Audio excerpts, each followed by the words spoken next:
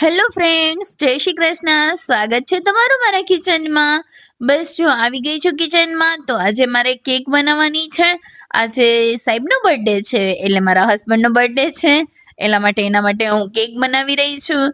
તો એકદમ સિમ્પલ પણ ટેસ્ટી, 100 ગણી ટેસ્ટી એવી કેક બનીને તૈયાર થશે એમ. તમને જો પ્રીમિક્સની રેસીપી જોઈતી હોય, સ્પોન્જ પ્રીમિક્સની રેસીપી જોઈતી હોય તો આપણી ચેનલ પર તમને મળી જશે. ત્યાંથી મુલાકાત લઈ અને જોઈ શકો છો. આજે આપણે ડેકોરેશન કરવાના છીએ ખાલી.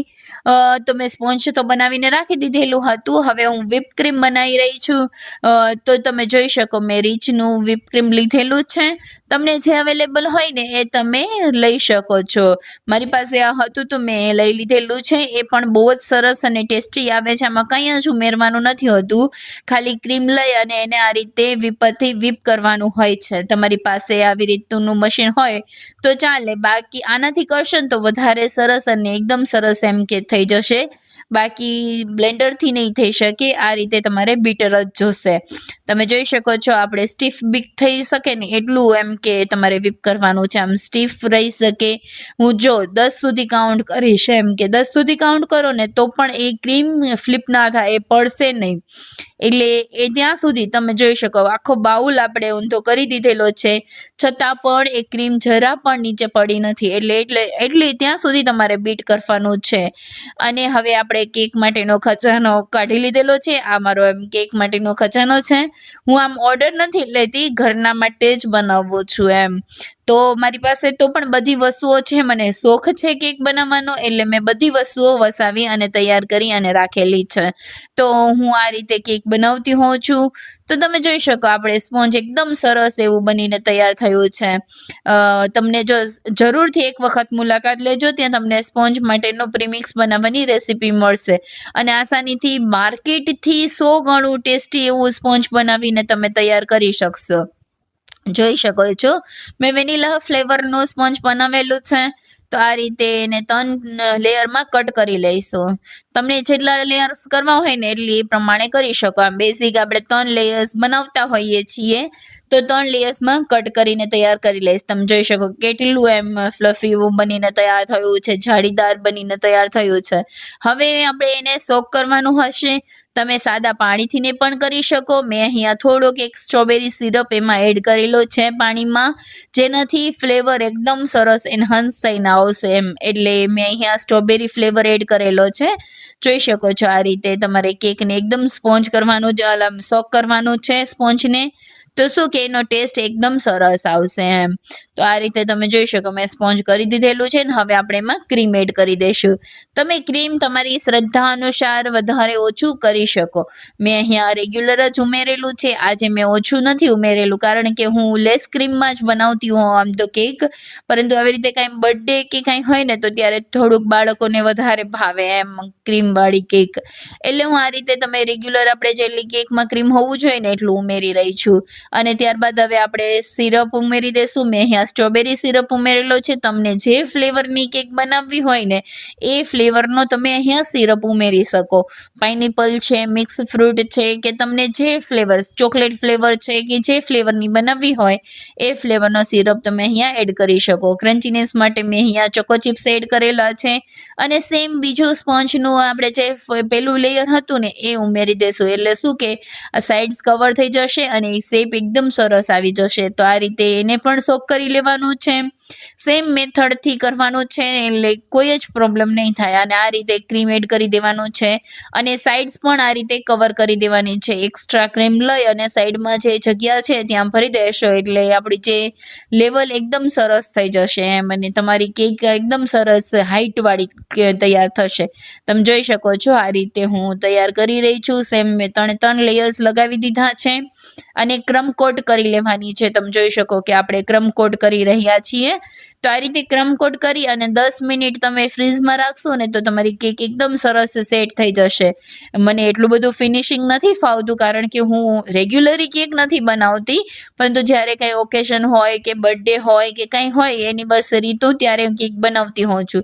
આ રીતે નાઇફથી તમારે સીધી કેક બોર્ડ ઉપર લઈ લેવાનું છે. ટર્ન ટેબલ ઉપરથી કેક બોર્ડ ઉપર ટ્રાન્સફર કરી અને 10 મિનિટ તમે ફ્રીઝમાં રાખશો ને તો શું કે ક્રમકોટ થયેલી એકદમ સરસ સેટ થઈ જશે છે. હવે આપણે કલરવાળું ક્રીમ તૈયાર કરી લઈએ. અહીંયા મારી પાસે બેઝિક જે કલર હોય ને એ જ અવેલેબલ હતા. તો અહીંયા બ્લુ કલરની કેક બનાવી રહી છું. તો મેં અહીંયા લાઇટ બ્લુ કલરનું મારે એડ કરવું હોય એટલે મેં બ્લુ કલરના ડ્રોપ્સ એડ કરેલા. તો તેનાથી જોઈ શકો તમે કે એકદમ સરસ લાઇટ બ્લુ કલર તૈયાર થઈ ગયેલો છે. તો આ રીતે તમે કોઈ પણ તમારા ફેવરિટ કલર એડ કરી શકો. અને આ રીતે પાઇપિંગ બેગ છે મારી પાસે, તો એ પાઇપિંગ બેગમાં બધું ક્રીમ એડ કરી દઈશ. અને તમને આસાની રહે ને એટલા માટે તમે જો આ રીતે પાઇપિંગ બેગમાં છે ને કેક ક્રીમ એડ કરી દેશો ને તો તમારે આઈસિંગ કરવામાં સાવ સરળ એમ ઇઝીલી થઈ જશે. પહેલી વાર કરતા હશો ને તો પણ પરફેક્ટ કરી શકશો એમ, એટલું સરસ બનીને તૈયાર થાય. આ રીતે આઈસિંગ કરવું એકદમ સહેલું છે, પણ થોડીક એક ટ્રીક લાગે. તો આ રીતે મેં જોઈ શકો કે આપણે ક્રમ કોટ કરેલી કેક લઈ લીધેલી છે અને હવે કલર્ડ વાળું ક્રીમ હું અહીંયા એડ કરી રહી છું. જોઈ શકો આ રીતે તમારે સિમ્પલ ખાલી ટર્ન ટેબલને ફેરવતા જઈ અને ક્રીમ એડ કરતું જવાનું છે. અને કલર વાળી એકદમ સરસ જો કેવું એક ઇક્વલ બધી બાજુથી એક સરખું ક્રીમ લાગી અને તૈયાર થઈ જશે. એટલે મારે થોડુંક ઘટ્યું હતું તો હું ઉપરથી આ રીતે એડ કરી દઈશ. તમે જોઈ શકો કે આ રીતે તમે છે ને કરી શકો અને બધી બાજુથી એક જ સરખું આવશે. અને આ રીતે નાઇફ લઈ અને એનાથી આઈસિંગ આમાં ફેરવતા જઈ અને તમારે ટર્ન ટેબલને ફેરવતા જવાનું અને નાઇફ એક જ જગ્યાએ રહેશે પરંતુ ટર્ન ટેબલ ફરતું જશે. અને આ રીતે એને એકદમ સરસ શેપમાં એકદમ ફિનિશિંગ આપી દેવાનું છે. તમે 1-2 વખત કરશો ને એટલે તમને આઈડિયા આવી જશે અને એકદમ ફિનિશિંગ વાળી કેક બનીને તૈયાર થશે. જોઈ શકો છો આવી રીતે મારી પાસે કટર્સ છે તો એનાથી હું આવી રીતે શેપ આપું છું. બાકી નાઇફથી જ મને તો વધારે ફાવે છે, તો હું નાઇફથી વધારે આસાનીથી કરી શકું.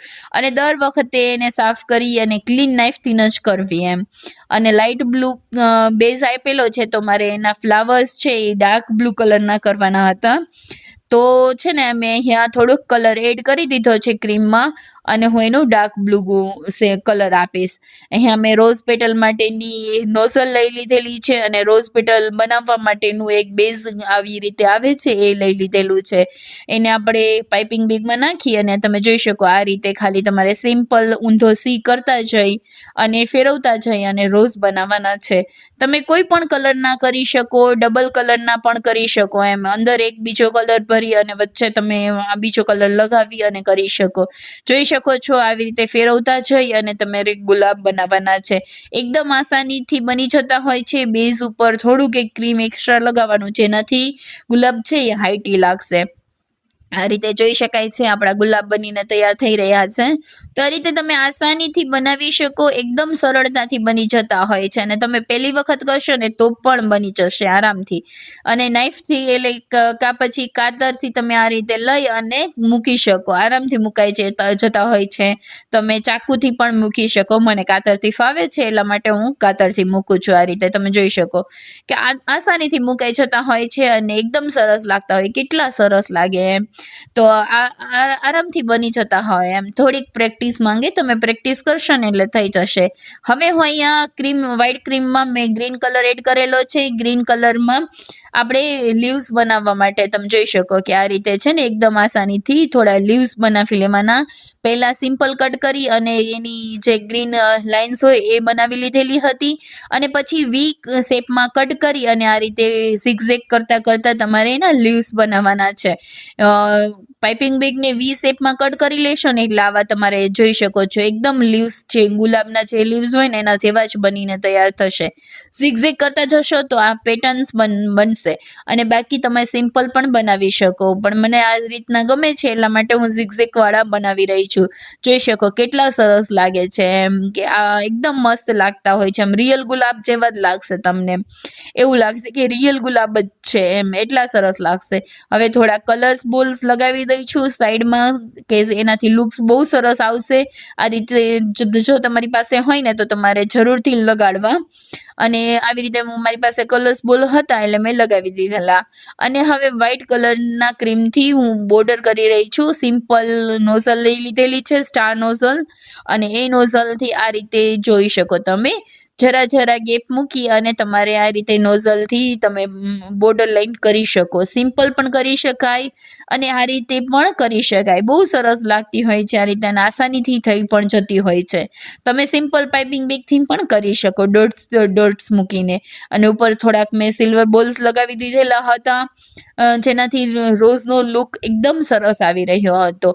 અમારા ઘરમાં તો બધાને બહુ જ ભાવી અને મને તો બહુ જ એમ કે જોઈ શકો કેટલી મસ્ત લાગે છે. મને બહુ ગમી એમ. બધે કેક કરતાં મારી ફિનિશિંગ આમાં થોડુંક ઇમ્પ્રૂવ થયેલું છે, તો સરસ લાગે એમ. અને હવે એને ઠંડી થવા માટે ફ્રીઝમાં મૂકી દઈએ. આ રીતે તમે જોઈ શકો છો કે મેં ફ્રીઝમાં કલાકથી 1.5 કલાક મૂકશો ને તો એકદમ સેટ થઈ જશે એમ. એટલી સરસ એમ કે સેટ થઈ જશે અને કોઈ વાંધો નહીં આવે, ની ક્રેક્સ પણ નહીં આવે. જોઈ શકો તમે એનો લુક કે કેવી બની હતી, એના ફોટોઝ છે. અમારા ઘરમાં તો બધાને બહુ જ ગમી હતી. તમને કેવી લાગી ને તમે મને કમેન્ટમાં જરૂરથી જણાવજો. જોઈ શકો તમે હું અંદરથી એનું કેવું લુક છે એ પણ તમને બતાવી દઉં છું કે કેવું ફિનિશિંગ આવેલું હતું, કેવી રીતે એમ કે અંદરથી દેખાઈ રહી છે. એના લેયર્સ કેવી રીતે બનેલા છે એ જોઈ શકો. એકદમ સરસ લેયર્સ બની ગયેલા છે.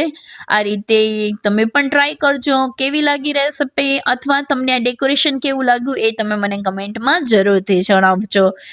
ફરીથી મળીશું એક નવી રેસિપી સાથે. ત્યાં સુધી ચેનલને સબસ્ક્રાઇબ કરવાનું ભૂલતા નહીં. Bye bye. Thank you.